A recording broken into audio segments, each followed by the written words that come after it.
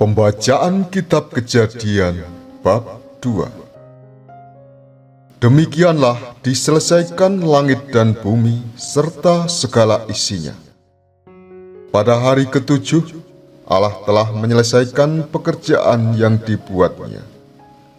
Pada hari ketujuh itu, Ia berhenti dari segala pekerjaan yang dibuatnya. Lalu Allah memberkati hari ketujuh itu dan menguduskannya. Karena pada hari itulah Ia berhenti dari segala pekerjaan penciptaan yang telah dibuatnya. Manusia di Taman Eden. Inilah riwayat langit dan bumi pada waktu diciptakan. Ketika Tuhan Allah menjadikan bumi dan langit, belum ada semak apapun di bumi, belum timbul tumbuh-tumbuhan apapun di padang. Sebab Tuhan Allah belum menurunkan hujan ke bumi, dan belum ada manusia untuk mengerjakan tanah. Tetapi ada uap air naik ke atas dari bumi dan membasahi seluruh permukaan bumi itu.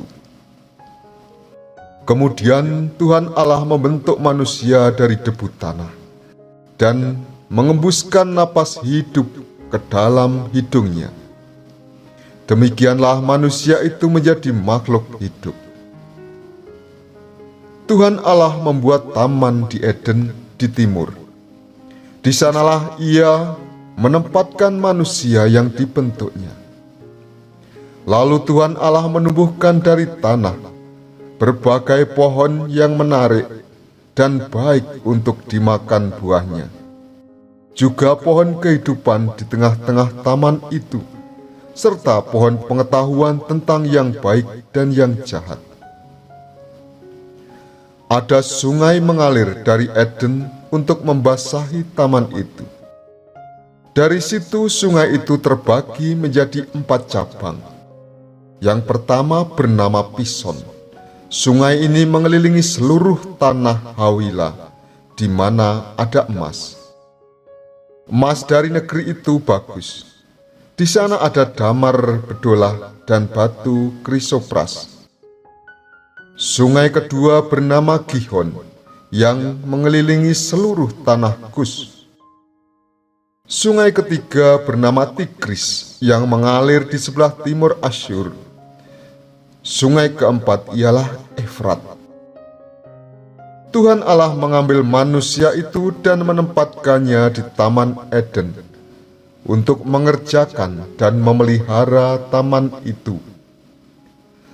Lalu Tuhan Allah memberi perintah kepada manusia, firman-Nya, "Buah dari semua pohon dalam taman ini boleh kau makan dengan bebas. Tetapi buah dari pohon pengetahuan tentang yang baik dan yang jahat jangan kau makan, sebab pada saat engkau memakannya, engkau pasti mati." Tuhan Allah berfirman, "Tidak baik kalau manusia itu seorang diri saja. Aku akan menjadikan baginya penolong yang sepadan dengan dia." Lalu Tuhan Allah membentuk dari tanah segala binatang liar dan segala burung di udara. Semuanya dibawa kepada manusia itu untuk melihat bagaimana ia menamainya. Sama seperti nama yang diberikan manusia itu, kepada setiap makhluk hidup, begitulah namanya. Manusia itu memberi nama kepada segala ternak, kepada burung di udara, dan kepada segala binatang liar. Tetapi baginya tidak didapati penolong yang sepadan dengan dia. Lalu Tuhan Allah membuat manusia itu tidur nyenyak. Ketika ia tidur, Tuhan Allah mengambil salah satu rusuk darinya, lalu menutup tempat rusuk itu dengan daging.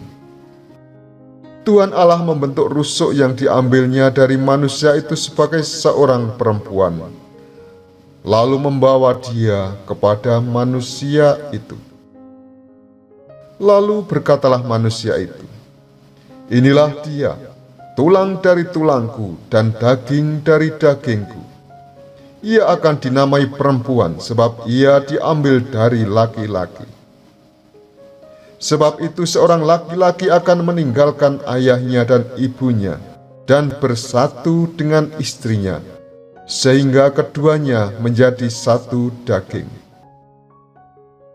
Mereka keduanya telanjang, manusia itu dan istrinya, tetapi mereka tidak malu.